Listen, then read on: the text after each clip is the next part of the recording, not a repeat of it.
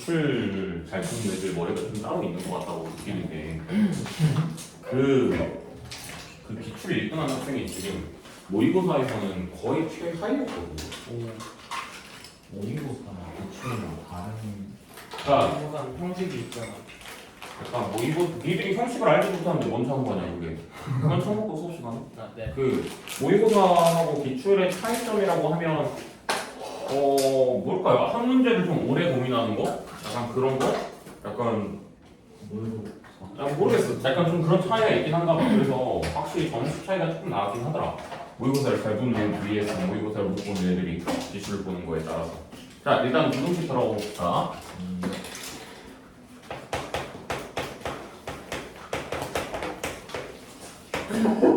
우리가 일단 첫 번째로 제일 힘들어했던 단원 중에 하나 맞죠? 부등식이 우리 애들이 공부하면서 제일 어려워했었던 부분이었던 것 같아. 그렇지? 사실 막상 뒤에 부분이 원방정식이나 도형의 이동이나 뭐 좌표 이쪽 애들은 사실 그렇게 크게 어렵진 않았었잖아. 그치? 그리고 앞에 있는 애들도 마찬가지. 앞에 있는 애들도 여러 가지 방정식에서 약간 좀 고비가 있었지. 사실 2차함수 2차 방정식에서 그렇게까지 어렵진 않았었다고. 네.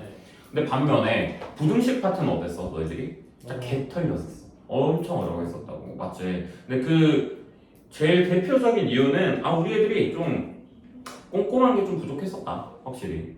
근데 풀이도 이제 잘 쓰고 본인들이 문제를 풀면서 파악할 줄 아셔야 돼요. 이제는 문제를 보시면서 부등식 파트는 바로 파악을 좀 하면서 문제를 푸셔야 돼요. 그게 좀 많아요. 파악해야 되는 게. 그래서 이 부분에 대해서 오늘 조금 더 중요하게 한번 이야기를 해볼게요. 한번. 일단 첫 번째. 자, 첫 번째. 1차 부등식은 기본적인 성질을 가지고 있어. 어떤 성질을 가지고 있냐면 음수를 곱하는 게 아니라면 음수를 곱이 아니라면 부동의 편하게 그치? 부등호의 방향은 안 바뀐다.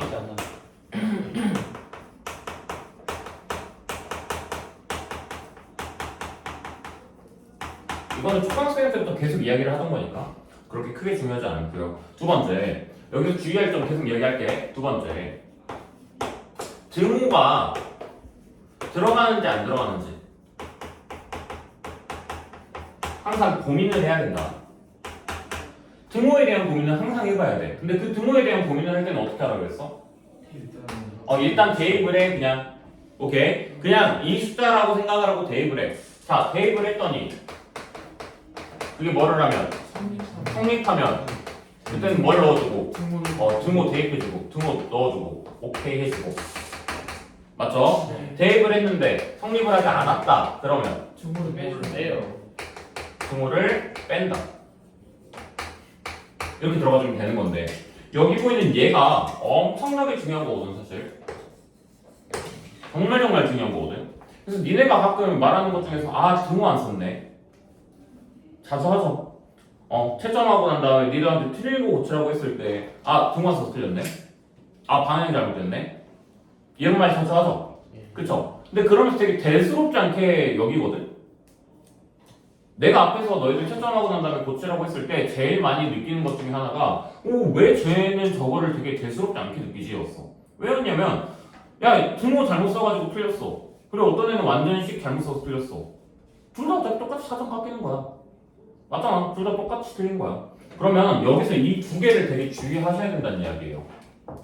실제로 옛날에 우리 미경쌤이랑 시험 봤을 때 우리 반 애들 개 털렸잖아.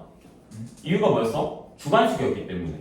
막상 풀이 잘 썼어. 식 잘 썼고 계산 잘했어. 근데 마지막에 뭐 안 했어? 등호. 마지막에 방향. 이런 것들 신경 안 쓰니까 다 틀려버렸던 거야. 근데 내가 그때 뭐라고 안 하고 넘어갔었던 거는 그래 너희들 이제 식은 잘 쓰는구나. 너희들이 문제 파악은 좀 잘하는구나. 하고 넘어가줬던 거였잖아. 그치? 그래서 이 두 가지가 점수를 가르는 가장 큰 요인 중에 하나이기 때문에 제발 좀 신경 쓰고 문제 푸시고 공부하셔야 된다는 이야기예요. 알았죠? 계속해보자 그러면은 빨리 들어오시고요.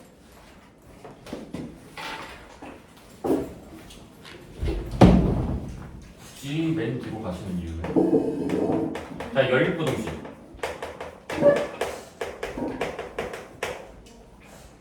자, 연립부등식이라고 하면 우리가 연립방정식은 되게 자주 했었죠.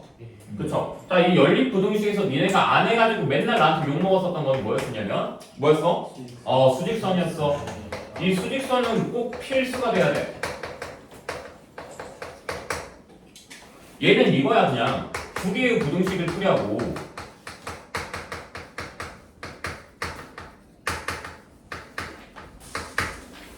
각자의 수직선을 만들고 마지막으로 겹치는 걸 찾아주는 게 끝이었다는 거야.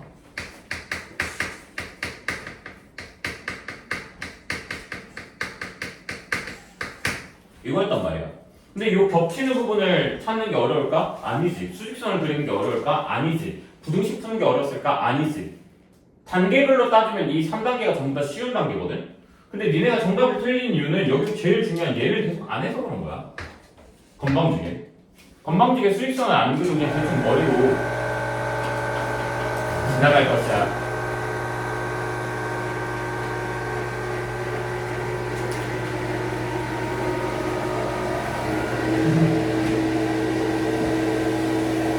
오케이. 자, 건방지게 수직선을 안 그렸기 때문에 문제를 풀이할 때 가장 많이 틀렸었다는 이야기야. 오케이? 자, 그리고 두 번째. 얘는 아예 유형으로 좀 기억을 하는 게 좋은데 뭐였냐면 특수한 해의 연립부등식.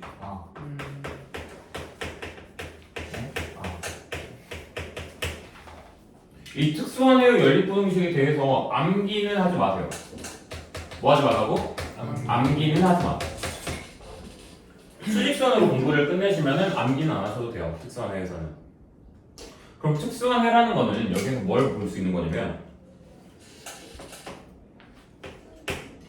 수직선이 이렇게 있어. 둘이 안 만나.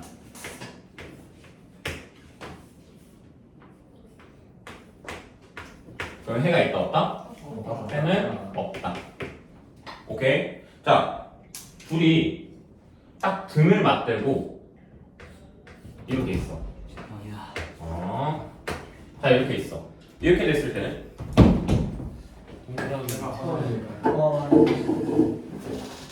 이럴 때는 등호에 따라서 달라지는 거야. 이럴 때는 등호에 따라서 달라지는 거야. 해가 한 개라고 이야기를 할 거면 둘 다 등호를 포함이야. 맞지? 해가 없다라고 이야기를 할 거면 둘 다 등호가 없어야 되나? 아니, 둘 중에 하나는 없어도 된다는 거야. 그러니까 이 위의 경우만 아니면 돼. 오케이? 그냥 둘 중 한 개만 등호가 없어도 된다는 이야기야. 둘 다 없어도 되고 한 개만 없어도 돼. 대신에 둘 다 없으면 그때는 해가 한 개가 있다라고 들어갈 수가 있다는 이야기인 거야. 됐어? 그러면 얘가 어느 부분에서 약간 좀 중요하게 들어가야 되는 거냐면 요 개념하고 살짝 중요하게 같이 들어가줘야 된다는 이야기인 거야. 문제 막상 풀어보고 난 다음에 항상 들어오는 말 중에 하나가 왜 등호가 들어가죠? 이런 말들을 많이 하거든? 오케이? 그럼 그때 생각을 하는 거야. 얘네들 해 없다고? 해 없으면 둘 중에 한 놈만 등호 없어도 되네? 근데 둘 중에 하나 등호 없네? 그럼 얘네들은 만나도 되나겠다. 이렇게. 자, 이 노란색 상황은 만난 거야? 안 만난 상황이야? 만난 상황이야. 우리 만나긴 했다고 요거는. 맞지? 만나긴 했는데 해가 있냐 없냐? 해는 없다는 이야기지. 맞지? 그럼 만났는데 해가 없는 경우는 언제라고? 둘 중에 한 놈이라도 등호가 없을 때. 그러면 해가 한 개만 나오는 경우는 딱 하나밖에 없어. 둘이 딱 등을 맞대고 있는데 등호가 둘 다 가지고 있을 때. 이럴 때만 해가 한 개라고 얘기를 할 수가 있다는 이야기인 거야. 오케이? 뭐죠? 되게 스무스하게 주장하시는데. 자, 그 다음 얘는 알고 있는 꼴이죠? 자, 여기서 주의해야 되는 거 뭐야? 순서의 변경은 된다 안 된다? 순서 변경 안 된다. 얘 연방같이 니들이 편한 애를 두 번 쓸 수가 없다는 이야기야. 오케이? 연방은 교환법칙이 됐어. 순서를 바꿀 수 있었다고. A는 B는 C, 이거를 A는 C는 B, A는 C, B 이렇게도 바꿀 수 있었고 B, A, C로도 바꿀 수 있었고 B, C, A로도 바꿀 수 있었어. 그렇기 때문에 내가 쉬운 애를 두 번을 꺼냈다는 이야기인데 이 부등식은 순서 바꿀 수가 있어 없어? A가 B보다 크다. 이거를 B가 A보다 크다 가능해? 불가능해? 불가능해. 얘는 교환의 법칙이 되지 않는다는 얘기야. 그렇기 때문에 얘가 나왔을 때 무조건 이렇게 들어가주는 거야. 이렇게 만들기만 하면 뭐 할 수 있어? 연립부등식으로 들어가줄 수가 있겠지. 됐죠? 자 이제 너희가 제일 힘들어했던 거 들어가자. 절대값. 절대값. 아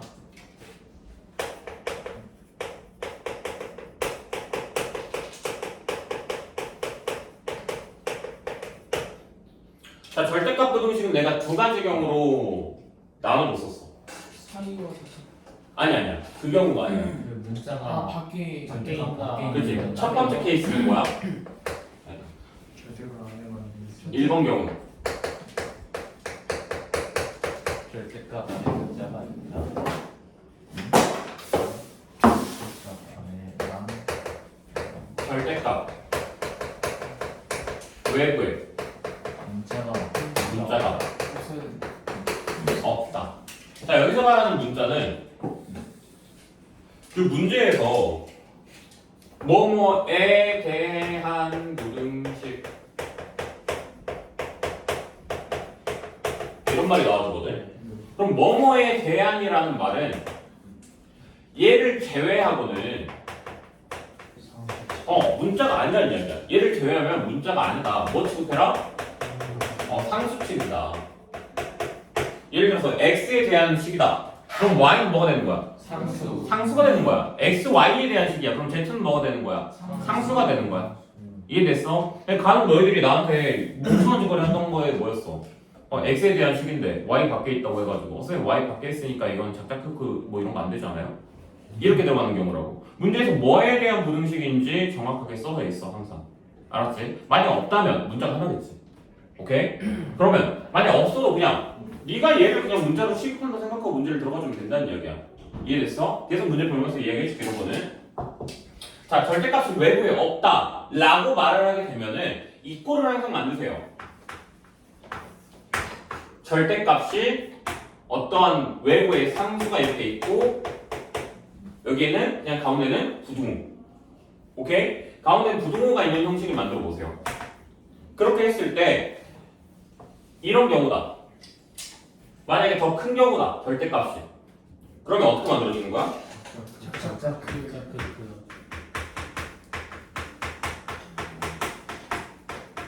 각자 크크는 뭐야? 작은 것보다 작고 큰 것보다 크다. 작은 것보다 작고 큰 것보다 크다. 이게 작자 크크죠. 맞죠? 이렇게 들어가주면 되는 건데 자 여기 보이면 여기 상수 있죠. 요 상수.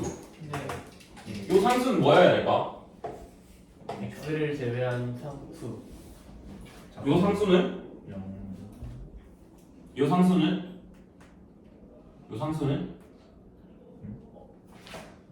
뭐냐에 따라서 값이 좀 바뀌어요. 0보다 작은 음수라고 이야기를 하게 돼버리면 이 상황이 됐을 때는 모든 실수가 되는 거예요.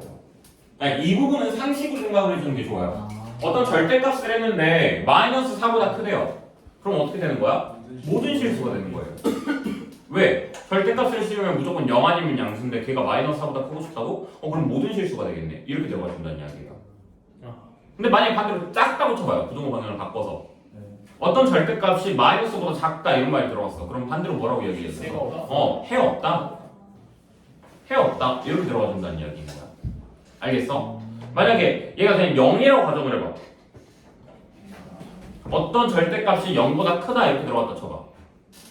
그럼 어떻게 되겠어? 0을 제외하고 그렇지. 그 숫자가 0이 되는 애를 제외하고 모든 게 된다는 이야기인 거지. 크거나 같으면 다 모든 실수. 작거나 같으면 0 0이 되는 것만. 0보다 작으면 없다. 오케이? 요 부분을 상식선으로 생각하라는 이야기야. 상식선에서. 요 부분은 이해를 통한 상식선에서 생각을 하셔야 돼요. 음수인지 0인지 양수인지는 너희들이 이해를 통해서 문제를 꼭 보셔야 돼요. 방금 이야기했던 거 이해 안 되는 친구 있어요? 한번 해볼까? 수원아.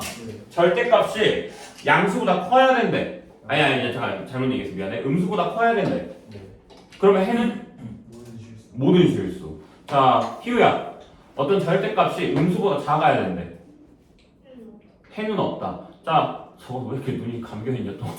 한나야. 한나야 너무 피곤하 일어나서 해. 한나야. 어떤 절대값이 0보다 크거나 같아야 된대. 봐 이렇게 되는 거야. 상식선에서 생각을 하라고. 0보다 크거나 같아야 돼. 그럼 뭐야? 모든 실수가 된다는 이야기인 거야. 이해됐어요? 그리고 요거를 반대로 가보자. 그러면 상수보다 작다라고 이야기를 해볼게. 그럼 어떻게 들어가는 거야? 사이 값으로 들어간다는 얘기야. 뭐 얘는 내가 추가 설명 안 해도 되죠? 네. 그쵸?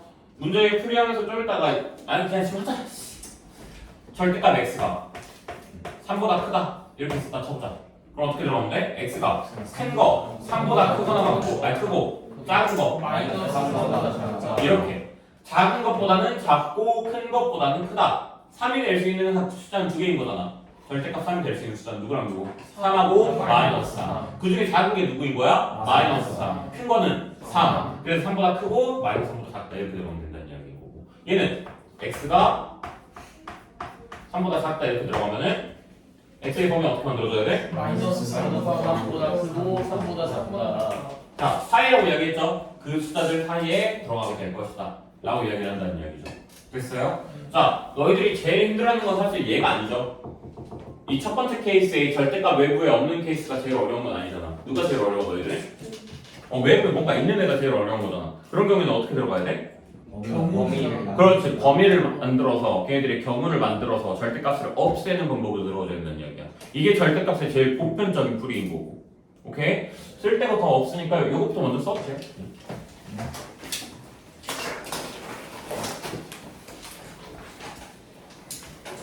설마 또 개념부터 안 갖고 다니는 건 아니죠, 우리 얘들아? 진짜 노트북 꺼낸 김에 머리 툭 까버릴까, 조용히.